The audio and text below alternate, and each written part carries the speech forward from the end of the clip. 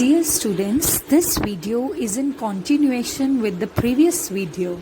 Okay, in the previous video we were discussing about cyclotron, its functioning, its working, its construction, and we had reached till the point where we saw that the charged particle goes on describing a semicircular path of larger and larger radius, and it gets accelerated. So after that, we had reached to a point where it just came out of the window and it struck the target. So the question is, आपने cyclotron की help से charged particle को maximum कितना kinetic energy दिया? Okay, so this is the question in picture. How much energy, kinetic energy, was achieved due to this cyclotron? Okay, so for calculating that, you can see that this is the last semicircular path which is described by the charged particle. This one is the last semicircular path, isn't it? So if this one is the last semicircular path which is described by the charged particle, suppose that its velocity was v0 when it described that semicircular path and its radius was r0. And this whole path is because of the magnetic force, is because of those pole pieces that you have inserted there. Those are only providing the centripetal force, isn't it? And that's why we will be having the equation as magnetic force BQV. Sin theta यहाँ नहीं लिखा जाएगा because that will be sin 90 degree. Okay, so BQV is equals to mv square upon r. This is centripetal force and this is magnetic force. So now this will not be the ordinary velocity v. This will be velocity v naught, because we are calculating the things for the last bigger semicircular path.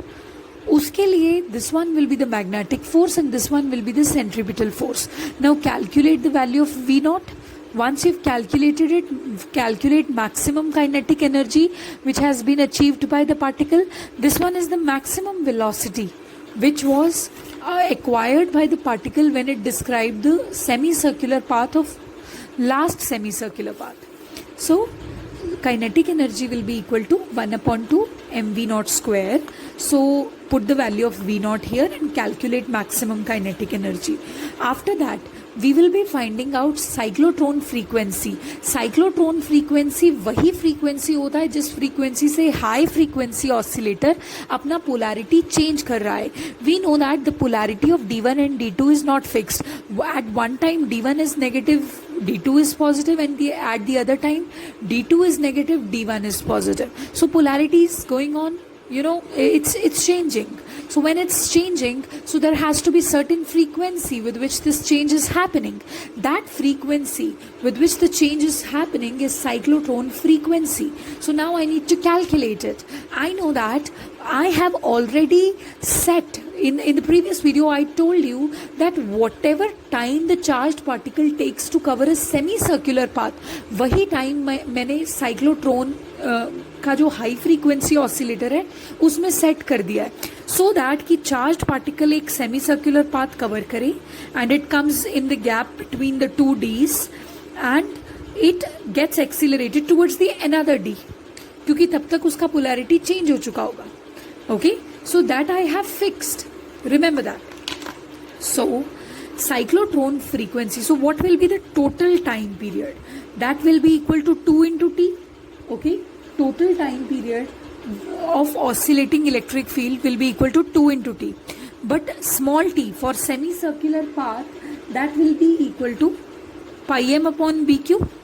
I've calculated that. So 2 into pi m upon bq. So after that, cyclotron frequency, if we want to give, we give it for a complete circle. So that will be equal to 1 upon t, and calculated it will become bq upon 2 pi m. So this is also known as magnetic resonance frequency.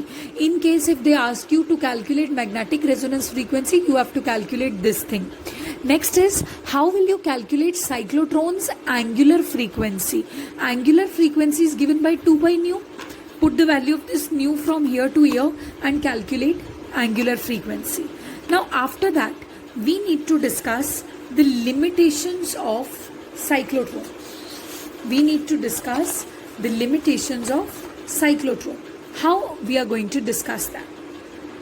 So for that, first of all, you need to see that when a positive ion is accelerated by the cyclotron, it goes on increasing its velocity, and that's why its mass will also increase. I'll tell you how. Actually, Einstein gave theory of relativity, and according to that theory, when velocity becomes comparable to velocity of light, then mass increases. Okay, so अभी क्या हो रहा है कि every time when the charged particle is coming in the gap, it is getting accelerated towards the another d with a larger speed. So its speed is going to increase every time when it is coming in another d. So its speed is going to increase. So when this is happening, this is the formula for mass, which is m is equal to m naught. M naught is rest mass upon under root 1 minus v square by c square. अब अगर particle का velocity increase हो रहा है और वो velocity of light के comparable भी हो रहा है, so v is increasing and it is becoming comparable to c. So don't you think that v square upon c square, v is increasing, so v square upon c square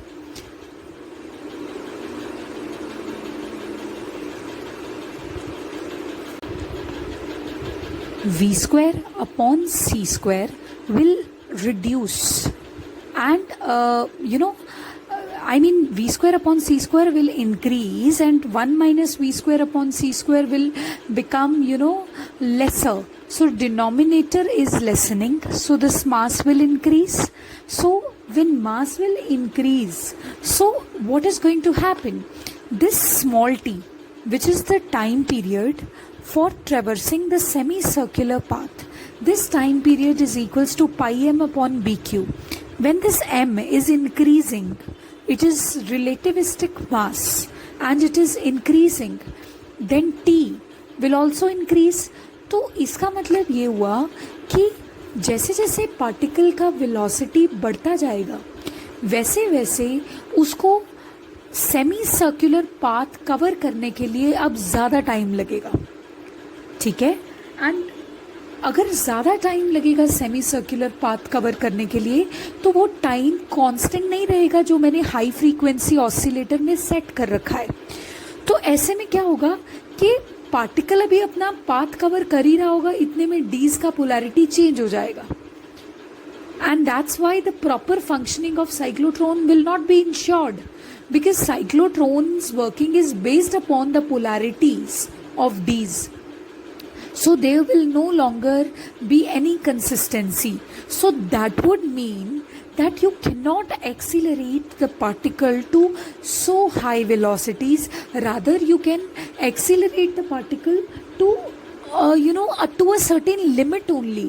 Because अगर आप उस limit से increase कर velocity particle का accelerate करना चाहते हो, so in that case the velocity will become comparable to the velocity of light, and in that case relativistic mass will come into the picture. And when relativistic mass comes into the picture, time t for traversing the semicircular path also increases. So that would mean that the particle will take longer time to cover the path, but the frequency, the polarity of the D's will change. So भी वो acceleration वाला concept जो है वो apply नहीं हो पाएगा यहाँ पे. Earlier it was getting accelerated to the next D because of its negative polarity, no? So ये limitation है that cyclotron can be used to accelerate the particle to a certain extent only. And secondly, protons, deuterons can be accelerated, only they can be accelerated. Heavy positively charged particles, alpha particles can also be accelerated. Uncharged particles cannot be accelerated because if the particle is uncharged, it will not get attracted towards the D's, it will not go inside. Actually, because of the charges only this stuff is happening, that if the charge is positive here, it will get attracted to the negative D, and then it will get attracted to the other D which has just now become positive. Okay, just now become negative, sorry. So this is happening because of electrostatic attraction only. So if the particle is uncharged, that means you cannot accelerate it. तो उसको accelerate करने के लिए एक new device design करना पड़ेगा. So this is the limitation of cyclotron. Next is the lighter charged particles like electrons cannot be accelerated because they are very light in mass. They are not at all massive. So that would mean that for a small velocity which is given to them, they will come out of the window. They will just skip the oscillating electric field because they are least massive amongst them all. And that's why they will be accelerated to such a larger extent that it will be uncontrollable process. You cannot control it. So yeah, this is also the limitation of cyclotron. And now on the theory of cyclotron, I'll give you two numericals. First one of them is the magnetic flux density, which means B vector, the value of B is 3.5 Tesla. Can you tell us what will be the frequency of electric field that, which means you need to find 2 nu, which is the cyclotron frequency, must be applied between the D's in order to accelerate protons and then alpha particles. You know that nu is equal to bq upon 2 pi m. Put the values and find out and tell me the result. Okay. Next question is magnetic field applied to a cyclotron is 0.7 Tesla and radius of the D's is 1.8 meters. Can you tell us what will be the energy of the emerging protons, where mass of proton is 1.67 into 10 raised to the power minus 27 kg. So solve these two numericals and tell us the energy in the last numerical, the value. Okay.